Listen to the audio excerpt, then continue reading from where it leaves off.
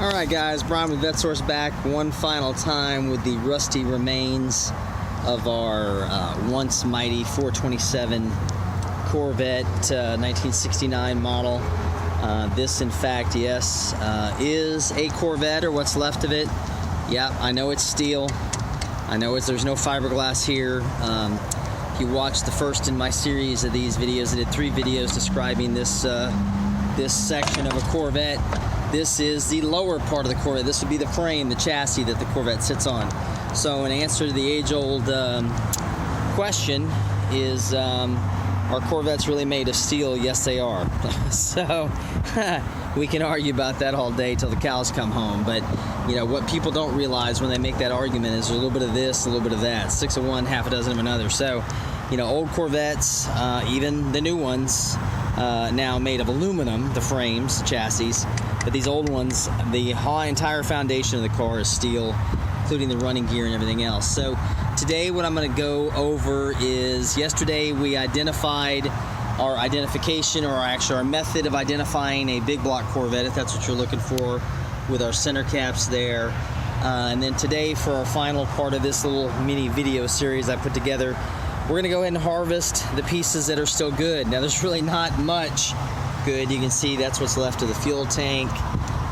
Frame rails are really rotten almost everywhere.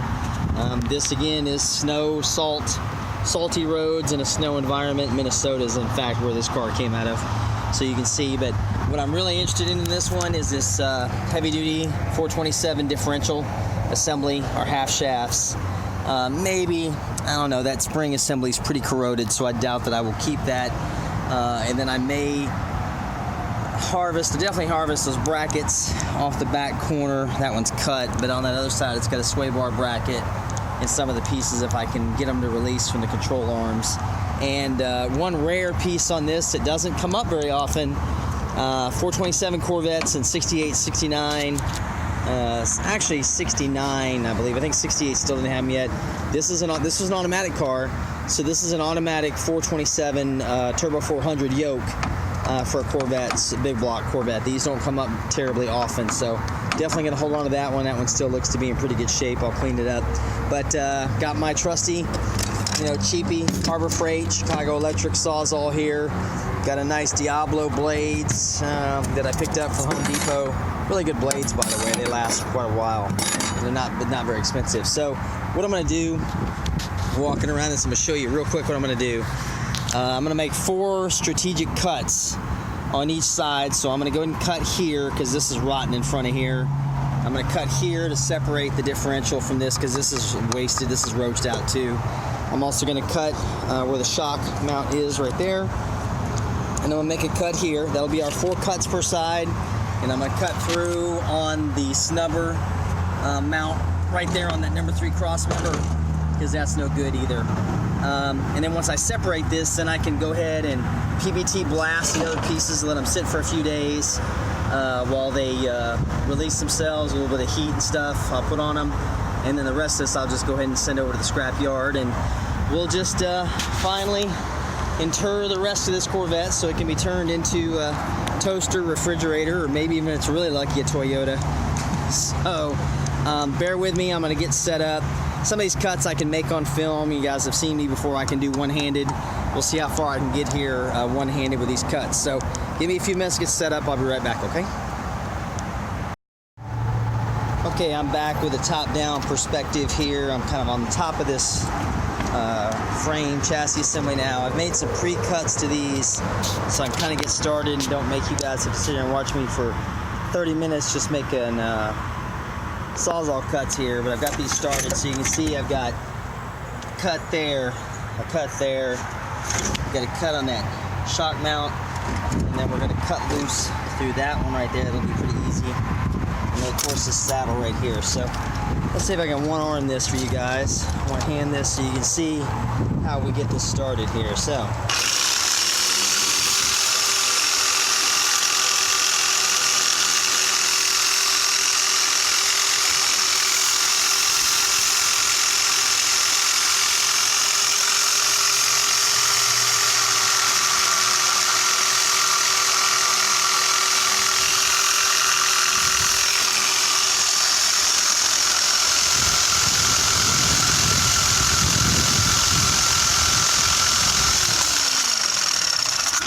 Now, just because I'm right-handed, I'm going to go ahead and switch because it's much easier for me that way. So, hang tight for a second.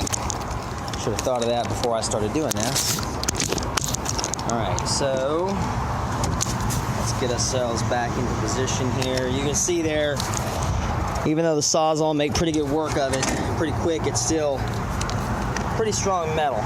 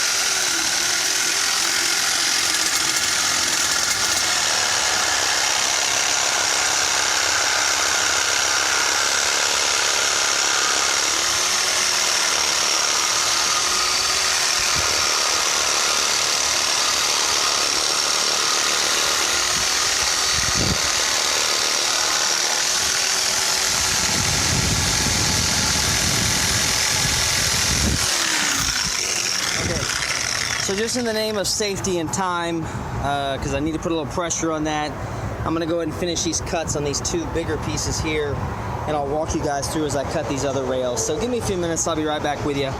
Stick with me, we'll have this thing all separated here in just a second.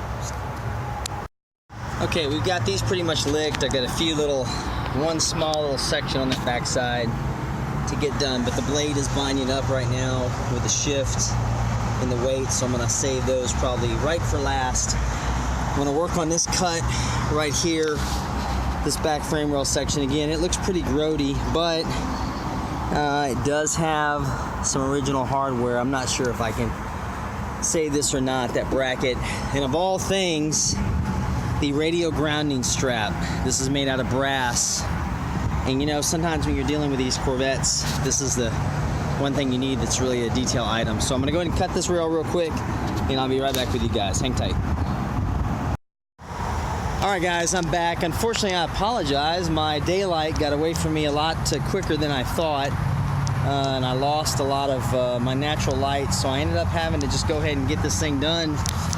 It just kind of goes to show these old frames, this old steel, man, there's something to be said for good old US made steel back in the 50s, 40s, 50s, and 60s, even earlier, because this was some pretty strong metal to cut through. You can see these cuts here as they came through. You know, again, you can see the way this old style is just literally a boxed C-channel, smaller over, or bigger over a smaller, and that would be the passenger car frame of General Motors, and of course with the body mounts welded onto the side, stuff like that. So interesting as far from a design perspective how these are built and constructed. You can see I've got this one out of the way for the moment.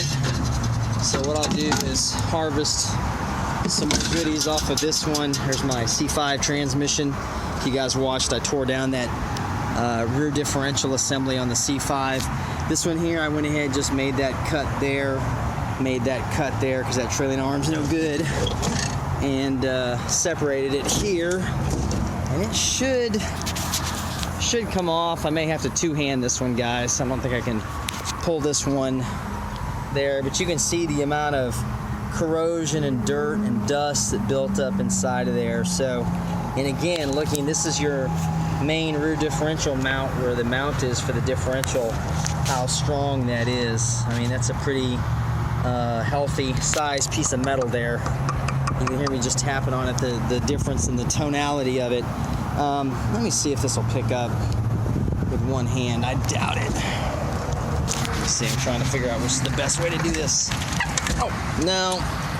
I'm either going to cut myself on rusty sheet metal, and I don't have my current tetanus shot, or I'm gonna hurt myself. So this is gonna probably do it for this video, guys. I want to thank you for checking in. Of course, I'm stubborn. I'm not gonna give up while I'm on camera. But anyway, thank you for stopping by, and hopefully I'll get some time to do some more fun stuff for you guys later on next week.